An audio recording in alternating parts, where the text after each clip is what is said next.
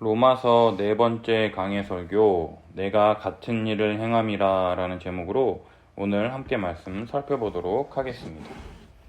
지난주 모든 경건하지 않음과 불의함으로 진리를 막아서는 사람들의 행위에 대해서 우리가 살폈습니다. 하나님을 알만한 것이 그들 속에 보임에도 불구하고 하나님을 모른 채 하고 그의 영원하신 능력과 신성이 그가 창조하신 만물에 분명히 보여 알려졌음에도 불구하고 하나님을 영화롭게도 아니하며 감사하지도 않고 오히려 생각이 허망하여 미련한 마음에 어두워져 어떻게 하느냐? 스스로 지혜에 따나 어리석게 되어 썩어지지 않는 하나님의 영광을 썩어질 우상의 것들로 바꿔버리는 모습을 살펴볼 수가 있었죠. 따라서 하나님께서 그들을 마음의 정욕대로 더러움에 내버려 두심을 통하여 어떠한 일들이 벌어졌느냐?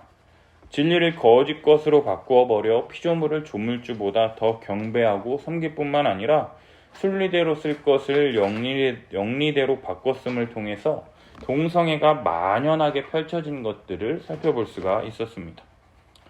또한 그들 마음 가운데 하나님 두기를 싫어하여 하나님께서 그들을 상실한 마음대로 내버려 두심을 통해서 합당하지 못한 일, 여러 가지 죄의 목록들을 열거하며 이러한 죄악들을 행할 뿐만 아니라 이런 일을 행하는 자들을 옳다 행하는 후한무치한 행동을 하는 것을 살펴볼 수가 있었다라는 것이죠. 그렇다면 이러한 자들에게 기다리고 있는 것이 무엇이라고 할 수가 있겠습니까? 바로 하나님의 심판밖에 없다라는 것이죠. 따라서 바울은 이러한 자들에게 기다리고 있는 것은 하나님의 진노밖에 없다라고 이야기를 하고 있다라는 거예요. 그래서 오늘 본문 첫 번째로 바울은 남을 판단하는 모든 사람에게 하나님의 진노가 나타난다고 이야기를 합니다. 1절 한번 같이 읽어볼까요? 그러므로 남을 판단하는 사람아 누구를 막론하고 내가 핑계하지 못할 것은 남을 판단하는 것으로 내가 너를 정죄함이니 판단하는 내가 같은 일을 행함이라. 아멘. 1절 보면 남을 판단하는 사람아 이렇게 제일 먼저 이야기합니다. 남을 판단하는 것을 어떻게 우리가 해석할 수 있을까요? 1장 뒷부분에 보면 하나님을 알되 영화롭게도 아니하는 자들, 하나님의 영광을 썩어질 우상으로 바꾸어버린 자들, 그래서 하나님의 이 내버려 두심의 이 진노 가운데 하나님께서 내버려 두심을 통해서 이 상실한 마음, 그래서 이 상실한 마음 가운데 죄악들로 향하여 계속해서 나아가는 자들, 그러한 자들은 사형에 해당한다는 것을 알고도 자기들만 행할 뿐만 아니라 그런 일을 행하는 자를 옳다 하는 자들, 따라서 이러한 일을 행하는 자들, 죄악을 행하는 자들을 옳다 판단하는 자들, 죄인들을 향하여 남을 판단하는 사람이라고 말하는 것이다. 이렇게 첫 번째로 주장하는 사람들이 있고요. 두 번째로 바울 당시에 우리가 조선시대 때 시조를 보면 사랑아 네가 어디 있느냐 막 이러면서 누구를 지칭하지는 않지만 가상의 대상을 설정해 놓고 그 대상과 대화하듯이 이야기 나눔을 통해서 자신의 글의 논리를 설명해 나가는 바울 당시의 글쓰기 방법이라고 말하는 두 번째 주장이 있고요.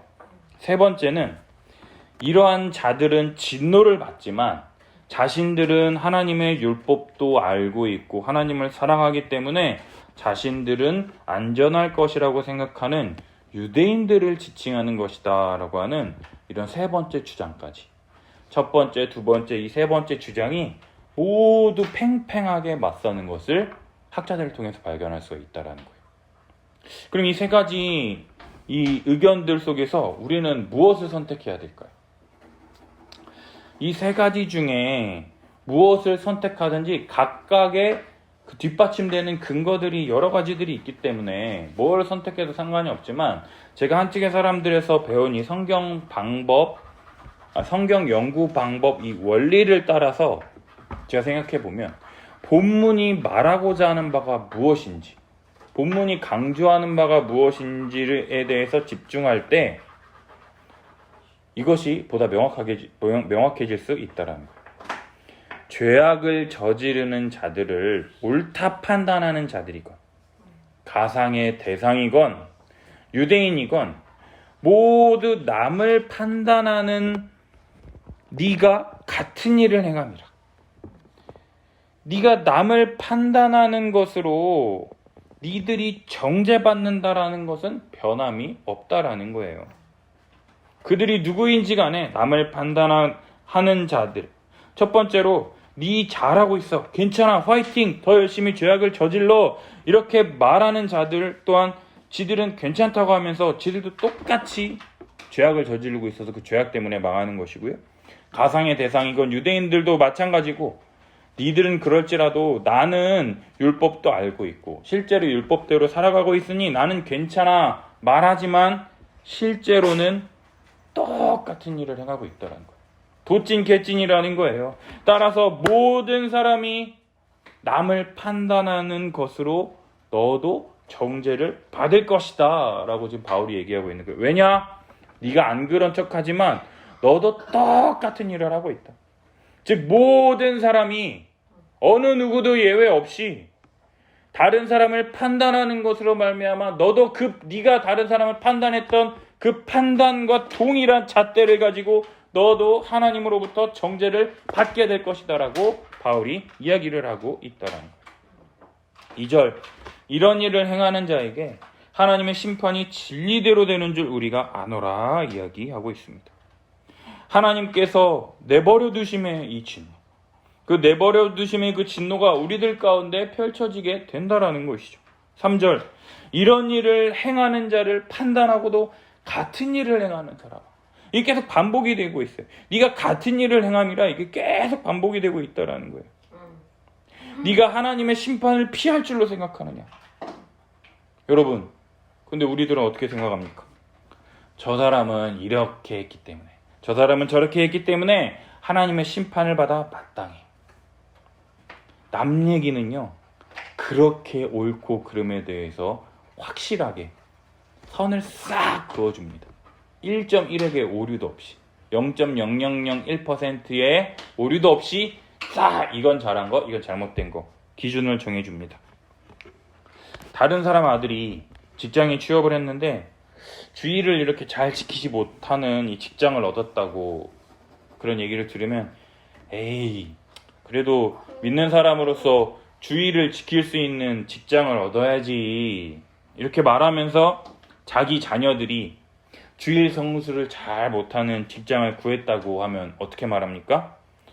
아유, 요즘 세상에 취업하기도 어려운데, 하늘의 별 따기인데, 아유, 주일 지키면 좋지만 그래도 먹고는 살아야지.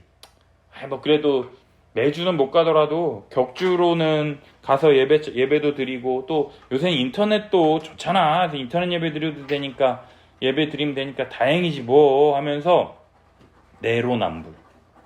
내로남불의 전형을 보여준다라는 거죠. 또 다른 사람의 자녀가 불신자와 결혼을 한다고 하면 뭐라 그럽니까? 아유, 어떻게 장로가, 집사가, 권사가 불신자와 결혼을 할 수가 있어.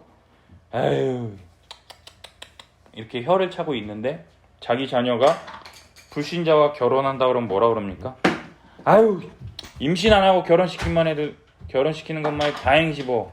에이, 그런 소리 하지 말라고. 자기가 듣고 싶은 말만 듣고 듣기 싫은 소리에 귀를 닫아버린다라는 거죠. 이처럼 다른 사람의 일은 그렇게 하나도 남김없이 잘 판단하면서도 결국 우리 자신도 똑같은 일을 행하고 있다면 우리들은 어떻게 되겠습니까? 우리가 남을 판단하던 그 판단으로 우리들도 하나님 앞에서 우리의 행위 때문에 하나님 앞에 심판받을 수밖에 없다라고 바울이 지금 이야기하고 있다라는 거예요.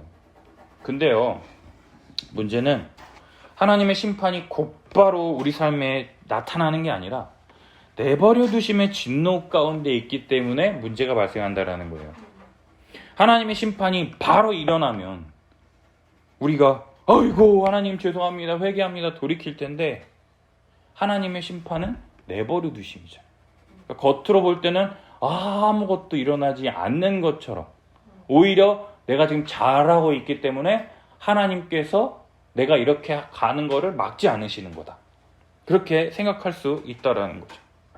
그래서 오히려 다른 사람들보다 자신들이 조금 나은 것, 그런 것들을 통해서 나는 저 사람보다 낫기 때문에 나는 괜찮아, 나는 구원받을 거야 하면서 스스로를 괜찮다 여기면서 나보다 못한 사람들을 더욱 판단하고 비판한다라는 거예요.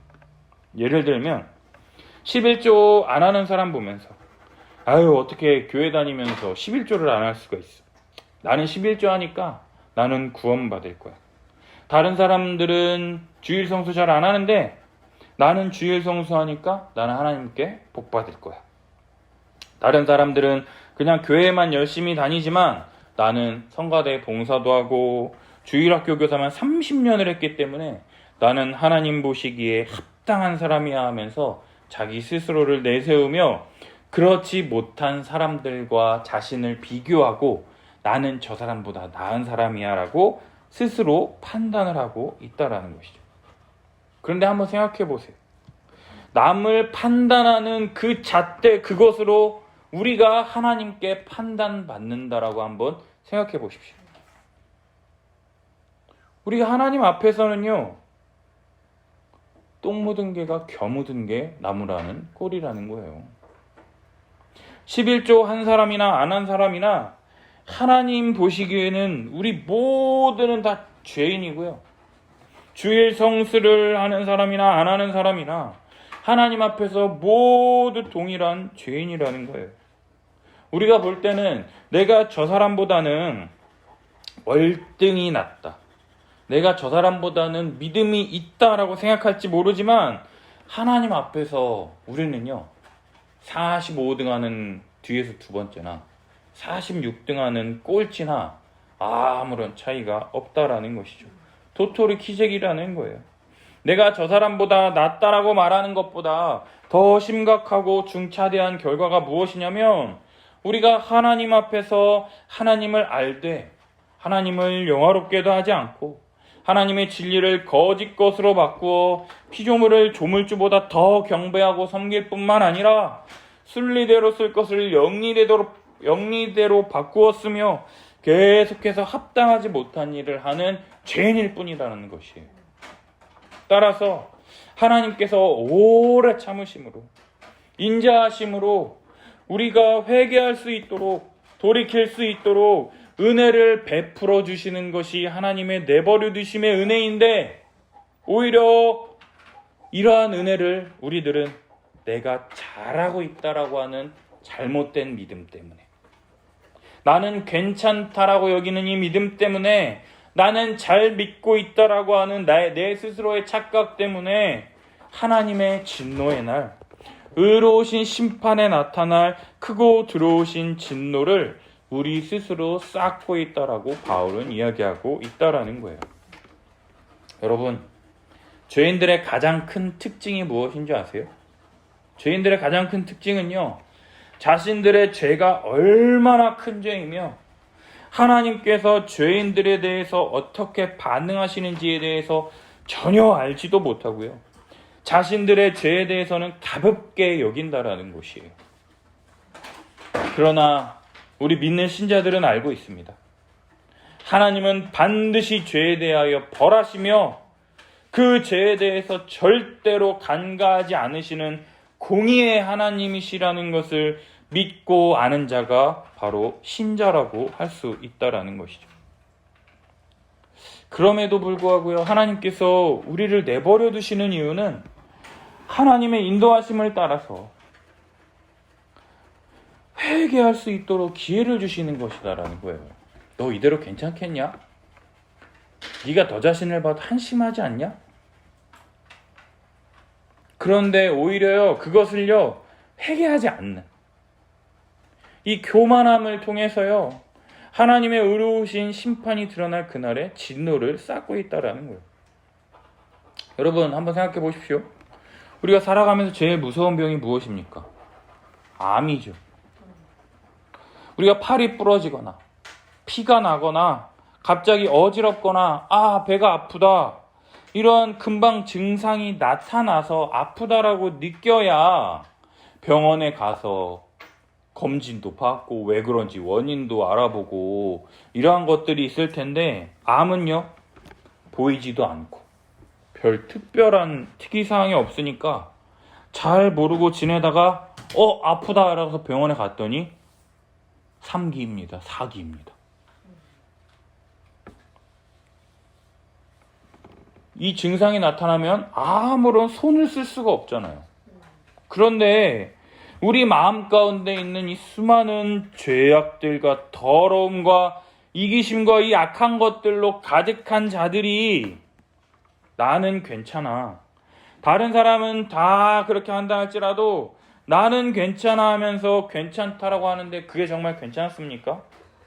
하나님의 이 하나님께서 공의의 하나님이시라는 것을 안다라면, 하나님은 모든 사람에게 공평하고 동등한 잣대를 제시하시는 분이 바로 우리 하나님이라는 것을 안다면, 따라서 우리의 고집과 회개하지 않는 이 마음, 잘못됐구나, 돌이켜야겠구나 하는 이 마음보다 이 변화를 허용하지 않는 이 굳은 마음을 통해서 하나님의 의로우신 심판에 나타나는 그날의 임할 진노를 더 크고 더 두렵게 더 위험하게 계속해서 쌓고 있다라는 것이에요. 댐이 무너지지 않습니다. 둑이 무너지지 않고 있습니다. 그러나 물이 점점 차오르는 거예요. 물이 점점 차올라서 이 둑이 무너지면 어떻게 됩니까? 그 진노가 다 쏟아부어지게 된다라는 것이죠. 실제로는 아무 일도 일어나지 않는 것 같고 잘 되고 있는 것처럼 느껴지지만 그것은 잘 되는 것이 아니라요, 오히려 죽음을 향하여, 내리막길을 향하여 시속 200km로 달리고 있는 브레이크가 고장난 자동차처럼 바보 같은 짓을 계속해서 하고 있다라는 것이죠. 따라서 바울은 두 번째로요, 하나님은 모든 사람의 각각의 행위대로 보응하신다 이야기합니다. 우리 6절, 7절, 8절 한번 읽어볼까요? 시작. 하나님께서 각 사람에게 그 행한 대로 보응하시되 참고 선을 행하여 영광과 존귀와 썩지 아니함을 구하는 자에게는 영생으로 하시고, 오직 당을 지어 진리를 따르지 아니하고 불의를 따르는 자에게는 진노와 분노로 하시리라. 아멘. 바울은 하나님께서 각 사람의 행위대로 보응하신다라고 이야기합니다. 이 보응하신다라고 하는 이 아포디돔이라고 하는 이 단어는요, 보상이나 형벌로서 갚다, 보답하다라고 하는 이 의미를 가지고 있어요. 사탄 마귀가 우리를 얼마나 많이 유혹합니까? 우리를 미혹하게 하는 이러한 상황과 환경 속에서도 참고 선을 행하는 것. 그럼 선이 뭡니까? 바로 하나님을 알고 하나님을 영화롭게 하며 하나님께 감사함으로 썩어지지 않을 하나님의 영광을 계속해서 찬양하고 영광 돌리는 자들에게 하나님께서 영원한 생명, 영생으로 보상해 주시고, 오직 당을 지어, 이 당을 짓는다라고 하는 이 표현은요, 진리에 순종하지 않고 눈앞의 이익을 추구하는 이 사람들의 비열한 본성을 가리키는 말로써요, 눈앞의 이익을 추구하기 때문에 진리, 하나님을 알고 영광 돌리며 감사하는 것보다 피조물을 조물주보다 더 경배하고 섬기는 것, 그것이 자기에게 이익을 가져다 주기 때문에 진리를 따르지 않고 불의를 따르는 자에게 진노와 분노로 갚아주실 것이다 이야기한다라는 거예요. 그런데 그 보상이 언제 주어집니까? 5절에 기록된 하나님의 의로우신 심판이 나타나는 그날에 갚아주신다, 말한다라고 말한다는 거예요. 그러다 보니 지금 살아가는 것은 아무런 일도 벌어지지 않는 것처럼 느껴진다라는 거예요. 오히려요, 악한 자들이 더 잘 사는 것처럼 보여지잖아요. 그죠? 그러나 우리 9절 한번 읽어볼까요? 시작. 악을 행하는 각 사람의 영에는 환난과 곤고가 있으리니 먼저는 유대인에게요 그리고 헬라인에게며. 아멘. 악을 행하는 각 사람의 영에는, 우리가 영혼과 육체로 이루어진 존재잖아요, 인간이. 근데 우리의 육체에는 아무런 변화가 없는데요, 이 영에는요, 각 사람의 영에는 환난과 곤고가 있으리니 라고 얘기한다는 거죠. 환난이 뭡니까? 어려움과 고난이라는 거예요. 하나님의 뜻을 분별하기에 어려움이 있는 거예요. 죄악 가운데 있으니까 고난이 있는 거죠. 힘든 것이죠. 또 곤고, 이 세상에서 어려움을 당할 뿐만 아니라 다음 세상, 영원한 세상에서 임할 하나님의 진노가 그들을 기다리고 있다고 바울은 선언하고 있다는 거예요. 눈앞에는 지금 아무런 일도 벌어지지 않는 것 같아요. 그러나 우리의 영이 어떻게 될 것인지 바울이 설명하고 있다는 것이죠. 그러면서 말합니다. 먼저는 유대인에게요 그리고 헬라인에게며. 그리고 10절, 서늘에 가는 각 사람에게는 영광과 존귀와 평강이 있으리니 먼저는 유대인에게요 그리고 헬라인에게다. 여기서 두 번이나 반복되는 게 있습니다. 먼저는 유대인에게요 그리고 헬라인에게다. 바로 뒤 11절, 이는 하나님께서 외모로 사람을 취하지 아니하심이라는 이 말 때문에 이거를 바울이 두 번씩이나 반복해서 이야기하는 거예요. 근데 먼저는 유대인에게라, 이 말을 통해서 뭔가 유대인들이 주장하는 게 뭡니까? 자신들이 하나님의 선택받은 백성, 선민이다. 선민사상, 하나님의 선택을 받은 자, 하나님의 은혜를 입은 자로서 우리는 결코 망하지 않을 것이다 라고 하는 그 혜택을 먼저 부여하는 것처럼 보입니까? 그렇지 않은 것처럼 보입니까? 혜택이 있죠. 먼저는 유대인에게. 먼저 챙겨주는 거잖아요. 그러니까 무슨 하나님이 외모로 사람을 취하지 아니하심이라, 뭐 말도 안 되는 소리예요. 지금 먼저는 유대인에게요, 이게 지금 벌써 유대인에게 먼저 혜택을 제공하는 거잖아요. 근데 우리가 생각하는 혜택, 유익을 얻는다라는 것을 생각해 보면은요, 좋은 것은 자신들이 먼저 받고 나쁜 것은 어떻게 합니까? 나쁜 것도 자기가 먼저 받아요? 아니면 나중에 받아요? 그죠? 그게 혜택이잖아요. 좋은 건 먼저 받고 안 좋은 건 나중에 받는 것이 혜택이잖아요. 뉴스에 나오는 잘못 저지르고 뭐 LH니 지금 뭐 무슨 뭐 부동산 사기니 뭐니 뭐 사모펀드니 뭐니 막 이런 뭐 뉴스에 나오는 사람들 보세요. 이익은 지들이 다 가져가잖아요. 근데 책임은 누가 집니까? 아무도 안 지죠. 저 밑에 있는 말단 사람들만 책임지잖아요. 위에 있는 사람들은 다 빠져나가잖아요. 그래서 아무도 책임지지 않는 국회의원, 고위공무원 등을 향해서 부정하다라고 하는 이유가 이런 것 때문이고요. 그러한 사람들이 자신들의 자녀들을요, 공기업, 대기업에 취업시키기 위해서 부정청탁하죠. 점수가 낮은데도 불구하고 자기 부모가 누구다, 자기 부모가 이런 사람이다, 이래서 그 사람 점수가 형편없는데도 불구하고 그 인사담당자들이 그 사람 점수를 이렇게 크게 수정해서 그 사람이 합격하고 원래 합격하기로 했던 사람은 떨어지게 되는, 그것이 바로 엄마 찬스, 아빠 찬스라 그래서 요새 불공정하다라고 우리 MZ 세대들이 크게 분노하고 그러는 이유가 바로 이 불공정이라는 이유 때문이라는 것이죠. 그러나 하나님은요, 엄마가 누구냐, 아빠가 누구냐에 따라서 판결이 달라지는 그런 불공정한 분이 아니라 공정하신 하나님이시라는 것을 하나님은 외모로 사람을 취하지 아니하심이라고 이야기한다라는 거예요. 근데 우리가 살펴볼 수 있는 것은 먼저는 유대인에게요, 이 말. 하나님께서 이스라엘 백성을 먼저 부르신 것, 그건 사실이잖아요. 그죠? 아담 이후에 아브라함을 부르셔서 아브라함이 이삭을 낳고 이삭이 야곱과 에서와 야곱을 낳고 야곱이 12아들을 낳아서 이스라엘 민족이 됐잖아요. 그래서 그들을 나는 너희의 하나님이 될 것이다 라고 해서 그들을 선택하셨잖아요. 그건 사실이잖아요. 그런데 내가 너들을 불렀기 때문에 니들이 잘못해도 내가 무조건 봐주겠다? 하나님 절대 그렇게 약속하신 적 없어요. 너희가 내 말을 잘 지켜 행하면 나는 너희의 하나님이 되리라. 그죠? 근데 얘는 이스라엘이 어떻게 했어요? 하나님 말을 잘 지켰습니까? 안 지켰죠. 그러니까 하나님께서 어떻게 하십니까? 벌하시는 거죠. 근데 얘네들은 뭐라 그럽니까? 우리는 절대 멸망하지 않을 거야. 착각이죠, 착각. 남을 판단하는 자들과 이 이스라엘이 똑같은 착각을 하고 있다는 거예요.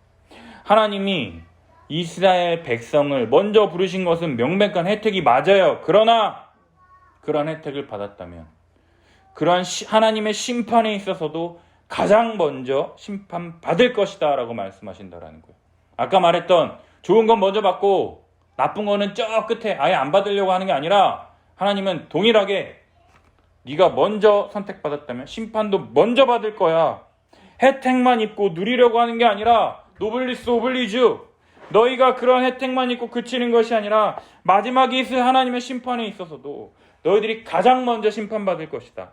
너희들이 누린 권리만큼 의무도 강하게 책망하실 것이다 라고 하나님께서 지금 말씀하고 계시다라는 거예요. 따라서 하나님께서 유대인에게 선민, 하나님의 백성으로 선택된 백성이라는 이 특권을 인정하세요. 그러나 그게 전부가 아니라 그 특권에 따른 책임까지도 완전히 이행할 것을 요구하신다라는 거예요. 따라서 먼저 된 자가 나중되고 나중된 자가 먼저 된다라고 하는 이 예수님의 말씀이 성취되게 되는 것이죠. 따라서 하나님께서 외모로 사람을 취하지 않으시는 분이다. 이 말은 모든 사람을 공평하게 대하시는 공의의 하나님이라는 것을 우리는 알 수가 있다라는 거예요. 근데 우리는 어떻습니까? 우리 주변에 나는 믿은 지 4대째 된 집안이야. 우리 집안은 목사만 10명이야. 장로만 5명이야. 이런 거 내세우는 집안은요.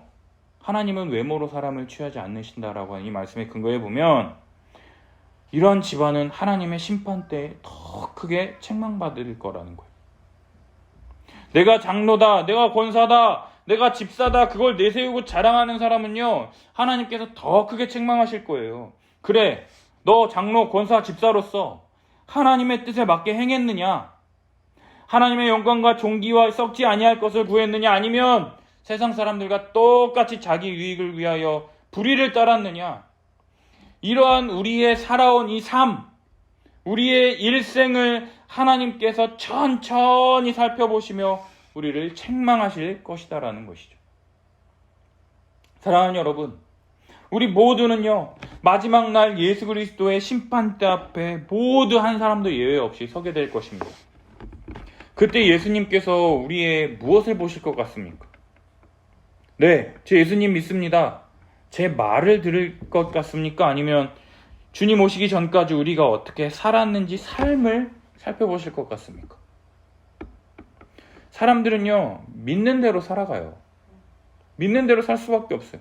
돈이 최고다라고 믿는 사람은요, 돈을 추구하며 살아가게 돼 있고요. 하나님이 우리의 전부이시다. 이것을 믿는 사람은요, 하나님의 영광을 위하여 살아간다라는 것이죠. 우리 삶에서 하나님의 영광을 구한다고 하지만 그것이 진짜 하나님의 영광을 구하는 것인지 아니면 하나님의 영광을 구한다라고 하는 이 명분은 있지만 실제로 그 뒤에 자신의 영광과 이득을 추구하고 있지는 않은지 우리는 이것들을 살펴봐야 한다라는 거죠. 우리는 죄인이라서요. 자신 스스로도 속일 수 있는 자들이 바로 우리라는 거예요. 그래서 내가 하나님의 영광을 구하지 않으면서도 나는 하나님의 영광을 구하면서 살아가고 있다라고 여기는 사람들이 많다라는 거죠.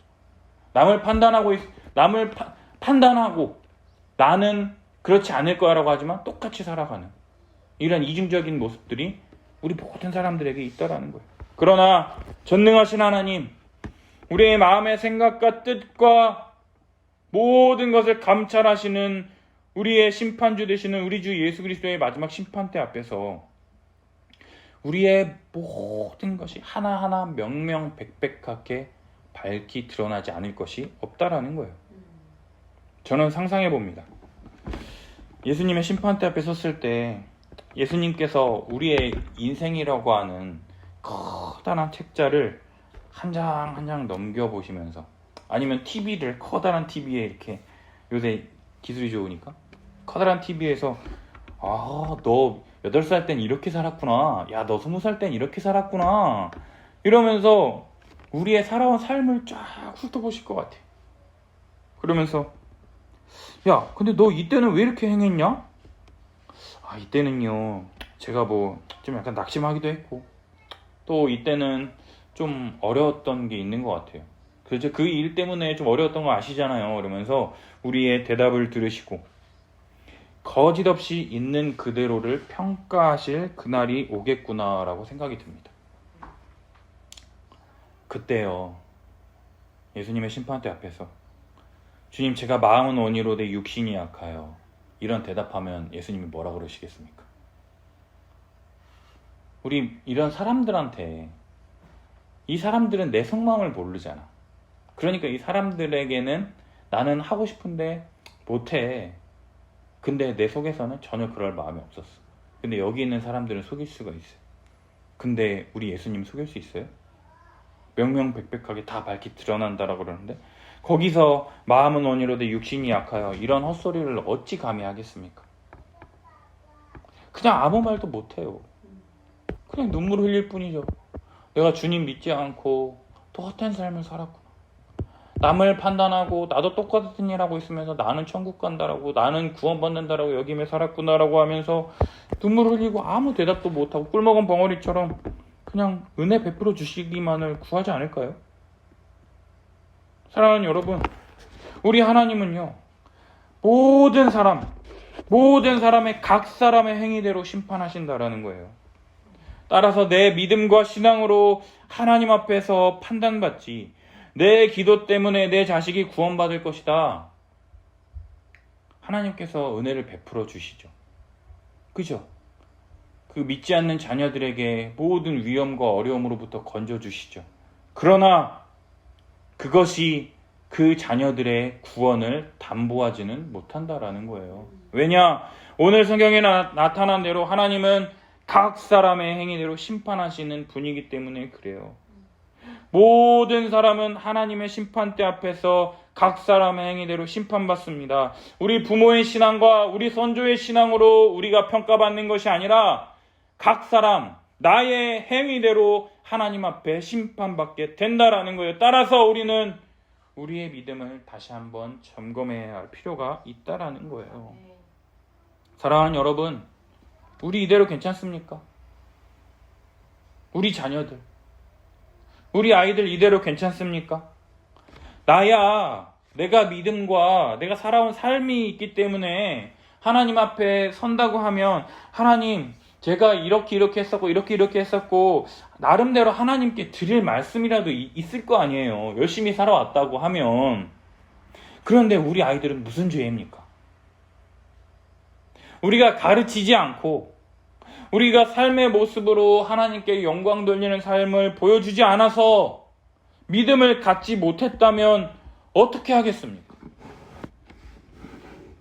저는 하나님께서요, 많이 맡은 자에게 더 많은 책임을 물으실 것이다라는 것을 알기 때문에요, 오히려 목사로서 많은 부담을 느낍니다. 네가 그렇게 잘 알고 전하는 그 설교를 왜 네 아들들에게는 가르치지 못했냐? 근데 우리 삶을 보면은요, 목사 아들, 딸이라고 해서 잘하는 사람이 있는 반면 그렇지 못한 사람들이 있잖아요. 그래서 목회자 자녀는 뭐 아니면 도라 그러잖아요. 따라서 목사의 말씀과 삶, 인격이라는 부분에 있어서까지 그리스도의 장성한 분량에 자라가야 한다라고 생각하고 있고, 저 자신도 너무나도 부족한 점이 많기 때문에 말씀 앞에서 엎드려 은혜를 구한다라는 것이죠. 제가 모태신앙이 아니기 때문에 혼자서 신앙생활 한 자로서 저는 꿈이 있었어요. 내가 목사가 되기 전에도 내 자녀들한테만큼은 정말 하나님의 복음을 잘 가르쳐서 믿음의 반석 위에 설 수 있도록 가르쳐야겠다. 그것이 하나님이 목사로서가 아니라 부모로서 내게 주신 사명이라는 것을 어렸을 때부터 제가 마음에 가졌어요. 나는 믿지 못하는 가정에서 태어났지만 나는 정말 내 자녀들만큼은 신앙 안에서 잘 세우고 싶다. 그러나 내 삶, 내 말하는 것, 내 행동 하나하나, 내 인격이 너무나도 형편없기 때문에, 부족하기 때문에 늘 좌절합니다. 아이들 앞에서 말씀대로 살지도 못하고, 사랑하지도 못하고, 섬기지도 못하고, 늘 좌절하고 늘 부족한 모습이지만, 그럼에도 불구하고 우리를 붙드시며 인도하시는 이 하나님의 은혜를 늘 가르치고 전하고 은혜를 구한다라는 것이죠. 사랑하는 여러분, 우리 하나님은요, 각 사람의 행위대로 보응하시는 분이에요. 하나님은 백을 요구하시는 분이 아니에요. 믿음이 있느냐, 네 마음에 각 사람의 행위대로 이러한 믿음을 갖고 행했느냐, 그것을 보신다라는 것이죠. 우리 신앙이 우리 아이들에게 그대로 전수되지 않아요.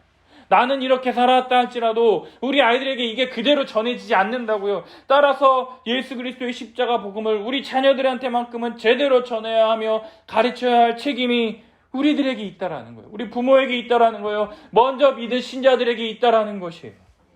그런데 그게 우리 가정에서 쉽습니까? 어렵죠. 불가능하죠. 그래서 우리 주님은 교회를 우리에게 선물로 주셨다라는 거예요. 교회에서 이렇게 신앙교육이 있어서 힘들고 어려운 사람들이 하나둘씩 모여서요, 자신들에게 주어진 은사를 가지고 뭐라도 한번 해보자라고 했을 때 시작하는 거예요. 애 엄마들 어떻습니까? 애 낳고 나는 사라지고 내가 지금 이게 뭐 하는 건지 멘탈 나가고 엄마 막 나는 없어. 설교를 들어본 적이 언젠지 기억도 안 나. 그런 사람들끼리 모여서 그래, 오늘은 내가 말씀 듣고 네가 우리 애들 좀 봐줘. 다음 주는 네가 말씀 듣고, 그 다음 주는 네가 말씀 듣고, 우리 애들을 봐주는 거예요.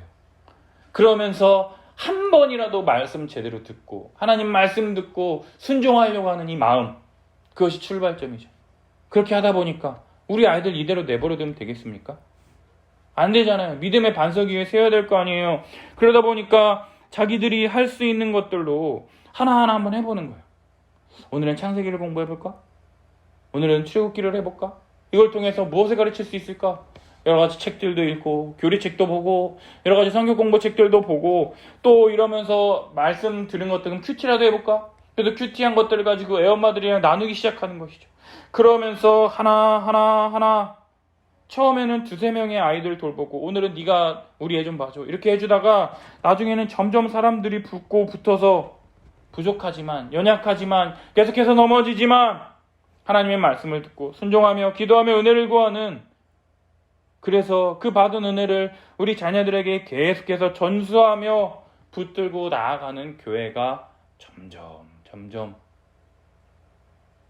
그 진리의 기둥과 터 위에서 세워져 나가게 된다라는 것이죠.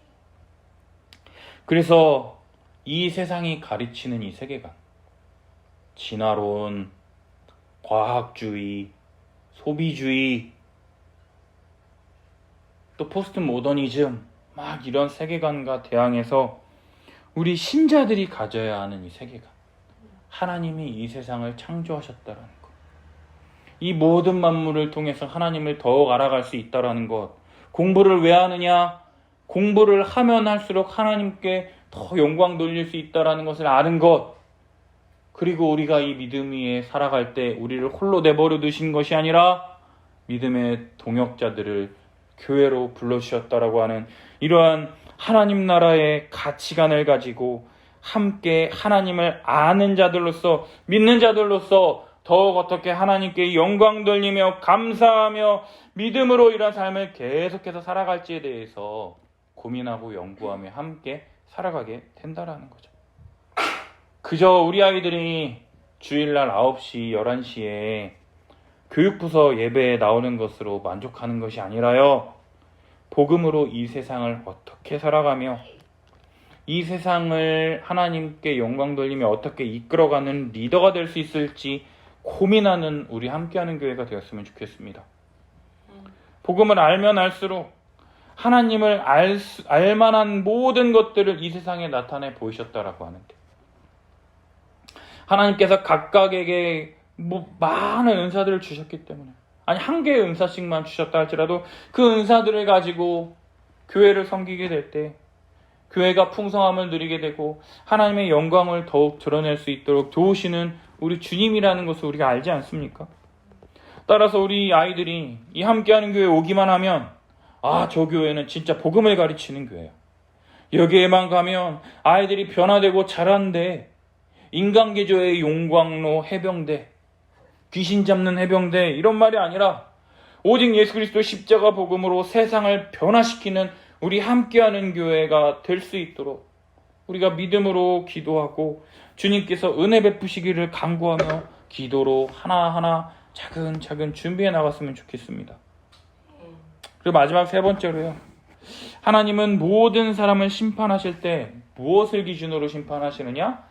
율법을 기준으로 심판하신다. 바울은 이야기합니다. 하나님께서 모든 각 사람의 행위대로 심판하신다라고 할 때 몇몇 사람들은요. 나는 기독교 아닌데요. 나는 하나님 알지도 못했어요. 근데 왜 하나님이 나를 심판합니까? 이거 너무한 거 아니에요? 이렇게 얘기하는 사람들이 많죠. 불신자들 중에. 그런데 우리가 1장에서 살펴봤듯이 하나님을 알만한 것이 우리들 속에도 보이고요. 하나님께서 창조하신 이 만물을 통해서 하나님이 누구이신지 밝히 드러났음에도 불구하고 계속해서 하나님을 모른 척하고 나는 율법이란 게 있는지 몰랐다 이야기하는 이런 뻔뻔한 사람들의 이야기를 듣고요. 바울이 그래, 네 말이 맞다고 한번 해보자. 네 말이 맞다라는 것을 전제로 하고 내가 한번 얘기해볼게 라고 하면서 이야기 시작합니다. 12절 무릇 율법 없이 범죄한 자는 또한 율법 없이 망하고 무릇 율법이 있고 범죄한 자는 율법으로 말미암아 심판을 받으리라 이야기합니다. 율법을 몰랐다라고 하는 자, 율법이 무엇인지 몰랐다라고 하는 자는요, 율법이 없어서 망한대요. 율법이 있음에도 불구하고 범죄한 자는 그 율법 때문에 심판을 받게 될 것이다라고 이야기합니다. 이 얘기 들으면 뭐라 그러겠어요, 사람들이? 지금 뭐 하자는 거예요, 지금? 나 하나님 모른다는데 뭐 또 율법을 장난해, 지금 나랑? 율법이 뭔지도 모르는데 뭐 율법이 없어서 망한데 이건 말이 되냐고 지금. 이 사람 미쳤네 이러면서 막 더 열불 내겠죠. 화내겠죠. 이건 말도 안 되는 거라고 항의하는 그러한 자들에게 13절 하나님 앞에서는 율법을 듣는 자가 의인이 아니요 오직 율법을 행하는 자라야 의롭다 하심을 얻으리니 이야기합니다. 율법을 들어서 율법을 알고 있다라고 해서 의롭다함을 얻는 게 아니라 율법을 행하는 자라야 의롭다 하심을 얻는다라는 거예요. 네가 율법을 알았어도 네가 율법을 행했겠어? 너 네 마음에 손을 얹고 생각해봐. 네가 하나님 몰랐어도 네가 하나님의 율법을 알았어도 네가 율법을 행해야 의롭다함을 얻는데 네가 행했겠냐고. 그러면서 바울이 14, 15절 얘기하는 거예요. 우리 14, 15절 한번 읽어볼까요? 시작. 율법이 없는 이방인이 본성으로 율법의 일을 행할 때에는 이 사람은 율법이 없어도 자기가 자기에게 율법이 되나니 이런 이들은 그 양심이 증거가 되어 그 사람들이 서로 혹은 고발하며 혹은 변명하여 그 마음에 새긴 율법의 행위를 나타내느니라. 아멘. 하나님은 율법 없는 이방인이 율법의 일을 행할 때 율법이 없는데 율법의 일을 어떻게 행해요? 질문할 때요. 바울이 말하는 논리가 뭐냐면 니들 마음 가운데 하나님이 양심을 두셨다라고 얘기한다라는 거예요. 믿지 않는 사람들이다 할지라도요. 남의 것을 빼앗는 것은 좋은 거야 나쁜 거야? 나쁜 거예요. 남의 것을 훔치는 거는 나쁜 거예요. 다른 사람을 돕는 것은요. 좋은 거예요. 이타적인 것은요. 좋은 거예요. 이런 것을 분별할 수 있는 양심이라는 것을 그들 마음에 두셔서 그 양심에 따라서 이것은 착한 것이고 이것은 나쁜 것이고 라고 하는 것을 분별하여 행동하는 그것들이 그들 삶의 증거가 되어서 율법을 가지고 율법을 지킨 자들이 행한 것처럼 그들의 양심에 비추어서 양심에 꺼리끼는 것이 없이 행동을 했는지 그렇지 않은지 하나님께서 판단하실 것이다 라고 얘기하고 있다라는 거예요. 따라서 유대인이라고 해서 율법을 알고 있고 율법을 들었기 때문에 좋은 것이고 율법을 알지 못하는 이방인이라고 해서 나쁜 것이 아니라 율법을 행하는 자라야 의롭다 하심을 얻는다. 따라서 율법을 알건 모르건 아무런 차이 없어. 율법 몰라? 오케이. 네 양심이 있어 없어? 양심이 있어요. 그래. 그럼 네 양심의 기준에 따라서 동등한 조건에서 율법 없는 자는 율법이 없어서 망하고 율법 있는 자는 율법의 행위대를 따르지 않아서 율법으로 말미암아 심판을 받을 것이다라고 하는 동등한 조건에서 너희들을 판단하는 거야 라고 바울이 지금 이야기하고 있다라는 거예요. 사랑하는 여러분, 우리들도 은연중에요. 나 그거 알아. 그래요? 한번 말해보세요. 네, 뭐 그런 걸 얘기하라 그래요. 부끄럽게. 우리들이요, 나 그거 알아, 나 그거 믿어 라고 얘기할 때요, 대부분의 사람들이요, 한번 들어봐. 내가 그걸 크게 거부하지 않으면 자신들이 믿는다라고 생각한다라는 거예요. 그래서 그럼 그거 한번 말해보십시오 라고 하면 뭘 그런 걸 믿어, 그런 걸 물어, 그냥 넘어가, 이렇게 어물쩍 넘어가려고 합니다. 그러면서 자신들이 모르는 걸요 부끄러워하고요, 아는 것처럼 감추고 포장하고 넘기려 한다는 거예요. 근데 그거는요 오히려 배울 수 있는 기회를 놓치는 거예요. 모르는 게 부끄러운 게 아니잖아요. 오히려 모르면서 아는 척하는 거, 그게 더 부끄러운 거 아니에요? 거짓말하는 게 더 부끄러운 거 아니에요? 모르는 것을 모른다 이야기하고 확실하지 않은 것, 이 부분에 있어서 약간 좀 뭔가 부족한 부분이 있는데 좀 더 가르쳐 주세요 하는 것이 정직한 것이다라는 거죠. 다들 똑같은 상황에서 출발점이 동일하면 모르는데 어떤 사람은 어렸을 때부터 믿었고 어떤 사람은 20살 때, 어떤 사람은 40대에 믿고 다 출발 지점이 다르잖아요. 그런데 모르는 게 당연하죠. 성경책 한 번도 안 읽어봤는데 성경의 내용이 뭔지 어떻게 알아? 그게 당연한데 모르는 게 부끄러운 것처럼 여겨서 그냥 몰라도 아는 척, 알아요 하면 그래 알죠 하면서 그냥 안다라고 전제해버리며 넘어가는 게 대한민국의 문화가 돼버렸다라는 거죠. 그래서 모르면서도 믿지 않으면서도 그냥 믿는 척, 이렇게 하면 믿는 거구나 라고 하는 그런 척, 그냥 아는 척, 살아가는 척, 믿는 척만 하다 보니까 지금 우리나라 교회가 이렇게 돼버렸구나 하면서 안타까운 마음이 든다라는 거예요. 사랑하는 여러분, 11절에 나타난 대로 하나님은 외모로 사람을 취하지 않으십니다. 하나님은 오직 각 사람의 행위대로 심판하실 뿐이에요.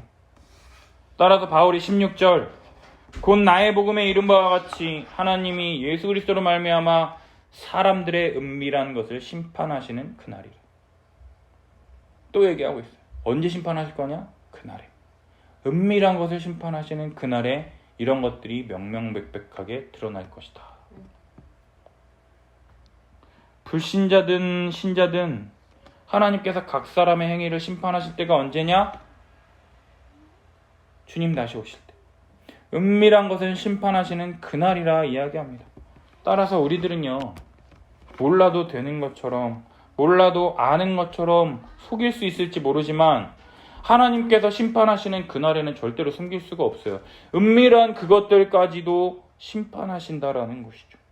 하나도 남김없이 다 드러날 거예요. 거짓말들은 다 불타 없어질 것이고요. 발개 벗은 채 그대로 하나님 앞에 서게 될 것이다라는 거예요. 그렇다면 우리는 어떻게 하겠습니까? 율법을 들었다라고 해서 의인이 아니라 율법을 행하는 자라야 의롭다 하심을 얻는다라고 지금 바울이 얘기하고 있잖아요. 그렇다면 율법을 어떻게 행해야겠습니까? 율법을 어떻게 행하라고 얘기합니까? 우리 갈라디아서 3장 10절 제가 적어놓은 거 한번 봅시다. 갈라디아서 3장 10절 함께 읽습니다. 시작. 무릇 율법 행위에 속한 자들은 저주 아래 있나니 기록된 바 누구든지 율법책에 기록된 대로 모든 일을 항상 행하지 아니하는 자는 저주 아래 있는 자라 하였습니다. 아멘. 율법책에 기록된 모든 율법을 항상 지켜야 한다라는 것이죠. 그런데 우리가 그게 가능합니까? 모든 율법을 항상 지킬 수 없는 자가 우리죠. 모든에서도 끝났고요. 항상이라는 것에서 우리 벌써 땡이에요. 오늘 하루만 살더라도 이 모든이라 이야기하는 것, 항상이라 이야기하는 것에 걸려 넘어져 율법의 저주 아래 있는 자라 하였다라고 하는 이 율법의 저주 아래 있는 자에게 우리가 뭘 기대하겠냐고요. 그래서 바울이 얘기했던 로마서 1장 16, 17절, 로마서 1장 16절, 17절 함께 읽겠습니다. 로마서 1장 16, 17절 함께 읽습니다. 시작. 내가 복음을 부끄러워하지 아니하노니 이 복음은 모든 믿는 자에게 구원을 주시는 하나님의 능력이 됨이라. 먼저는 유대인에게요 그리고 헬라인에게로다. 복음에는 하나님의 의가 나타나서 믿음으로 믿음에 이르게 하나니 기록된 바 오직 의인은 믿음으로 말미암아 살리라 함과 같으니라. 아멘. 우리는 모든 율법을 항상 지킴을 통해서 의롭다함을 얻는 자격을 얻는 거에는 실패한 자들이. 그렇다면 로마서 16, 17절에 이야기했던 복음, 예수 그리스도의 십자가 복음을 믿음으로 구원을 주시는 이 하나님의 능력밖에 기대할 것, 의지할 방법밖에는 우리에게 없다라는 것이죠. 복음을 믿음으로 말미암아 모든 율법을 다 지켰을 때 의로운 자, 의인이라고 칭함을 받을 수 있었는데 우리는 그걸 실패했다 그랬잖아요.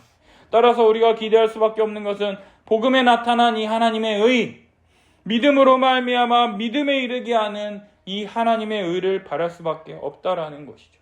그렇다면 하나님의 의를 얻게 하는 이 믿음은 어떻게 우리가 가질 수 있겠습니까? 로마서 10장 17절 한번 살펴볼까요? 많이 아는 우리 말씀이에요.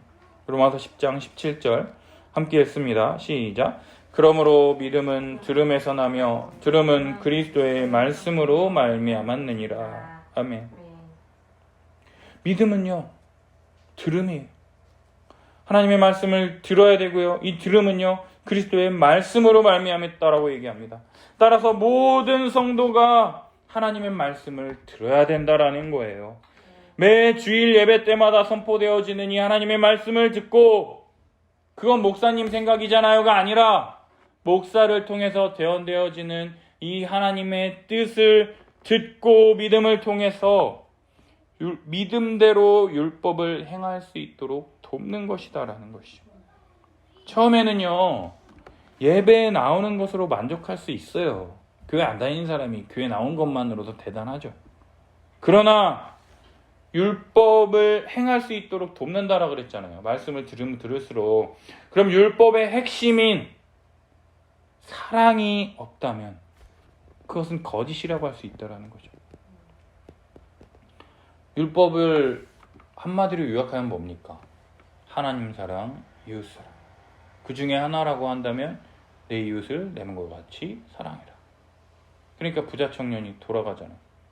가진 거 다 팔고 이웃을 내 몸과 같이 사랑해라라고 하니까 돌아가잖아. 못하는 거예요. 그럼 얘는 믿음이 있는 거예요? 없는 거예요? 없는 거죠. 따라서 함께하는 교회는 꿈꿉니다. 모든 성도가 한 말씀을 듣고 함께 믿음 안에서 자라며 함께 율법에 나타난 하나님의 뜻을 있는 그대로 순종하며 행하며 연약한 자들을 오래 참아주며 그들과 함께 많이는 못 걸어간다 할지라도 모든 성도가 함께 기쁘고 즐겁게 한 걸음을 내디딜 수 있는 교회, 건강한 교회, 하나님의 뜻이 이것이다라는 것을 알고 모든 성도가 기쁘게 순종하며 하나님의 뜻에 순종하며 믿음으로 나아가서 하나님의 심판이 아니라 하나님께 의롭다 인정받는 그런 교회가 되기를 소망합니다. 따라서 목사인 저는요, 하나님의 뜻을 잘 분별해야 돼요. 모든 성도들에게 하나님의 뜻이 무엇인지 잘 알려주기 위해서 하나님의 말씀으로 이 말씀을 선포하기 위해서 열심히 성경을 연구하겠습니다. 비록 지금은요 부족해요. 시간도 부족하고 이것을 더 어떻게 예수 그리스도 중심적으로 설교할까, 어디에서 멈추고 어디에서는 더 깊게 들어가고 더 깊게. 지금도 악을 행하는 자에게는 환난과 공고가 있으리니 이것이 누구에게 임했는지, 이 환난과 공고가 누구에게 임했는지 예수 그리스도에게 다 하나도 남김없이 쏟아졌다라는 것. 그리고 선을 행하는 자에게는 영광과 존귀와 평강이 있으리니, 예수 그리스도를 믿음으로 말미암아 우리에게 주어진 복과 은혜에 대해서 막 얘기하고 싶은데 어디까지 가고 어디에서 멈춰야 될지 이게 아직까지 선명하지가 않아서 들어가지 못하겠는 거예요. 그러니까 내가 더 공부해야겠다. 그래서 더 공부하고 계속해서 뭐가 우리 성도들을 더 살릴 것인지, 우리 성도들에게 신앙을 더 세우고 믿음의 굳건히 세우기 위해서 내가 어떻게 해야 할지 따라서 모든 것을 후히 주시고 꾸짖지 아니하신 우리 주님께 계속해서 간구하며 우리 성도들에게 좋은 꼴을 먹이기 위해서 기도하며 성경 연구해야겠구나, 이런 생각을 합니다. 또한 모든 성도들은요, 선포된 이 하나님의 말씀을 믿음으로 받아서 각 사람의 행위대로 심판하시는 하나님을 믿음으로 우리의 믿음의 분량대로 하나님 앞에서 신실하게 행동했으면 좋겠어요. 믿음이 좋은 사람들은 믿음의 그 분량대로, 또 믿음이 아직 어리다라고 생각하는 사람들은 그 믿음의 분량대로 하나님께 부끄럽지 않게 하나님의 뜻 가운데 온전히 서로 돕고 섬기며 한 몸 되어 한 몸 한 가족 되어 주님께서 교회에 베풀어 주신 복과 은혜를 누리며 더욱 그리스도의 장성한 분량에까지 자라갈 수 있도록 애쓰며 함께 노력하는 그런 함께하는 교회가 되기를 예수님의 이름으로 축복합니다. 지금은 비록 작지만요, 이 모든 것들이 이루어질 날 하나님께서 이 함께하는 교회를 높이 들어 쓰실 것이다 믿습니다. 오직 은혜를 베푸시는 하나님, 공의로우신 하나님, 모든 사람을 외모로 판단하지 않으시고 오직 믿음으로만 판단하시는 우리 공의로우신 하나님께서 우리 각 사람에게 행한 대로 판단하시고 심판하실 것을 믿음으로 우리에게 주어진 한 주간의 삶을 더 보람있고 감사하게 살아가는 우리 함께하는 교회 성도님들이 되시길 예수님의 이름으로 축복합니다. 아멘. 우리 함께 기도했으면 좋겠어요. 주님, 나는 괜찮죠 라는 생각으로 다른 사람을 판단하고 있지는 않습니까? 예수 그리스도의 십자가만을 바라보고 나를 정직하게 있는 그대로 바라보고 회개하며 돌이킬 수 있는 은혜를 허락하여 주시옵소서. 내 이익에 따라서, 내 눈앞의 이익에 따라서 진리를 따르지 않는 자가 아니라 각 사람의 행위대로 심판하시는 공의의 하나님을 신뢰하며 사람에게 보이려는 믿음이 아니라 하나님 앞에 정직한 믿음을 가질 수 있도록 은혜를 허락하여 주시옵소서. 또한 율법을 듣는 것으로 만족하지 않게 하시고 율법의 핵심인 사랑을 온전히 행할 수 있는 우리 함께하는 교회, 우리 함께하는 교회 성도들이 될 수 있도록 우리에게 은혜를 더하여 주시옵소서. 우리 주여 다 함께 외치고 기도하도록 하겠습니다. 주여.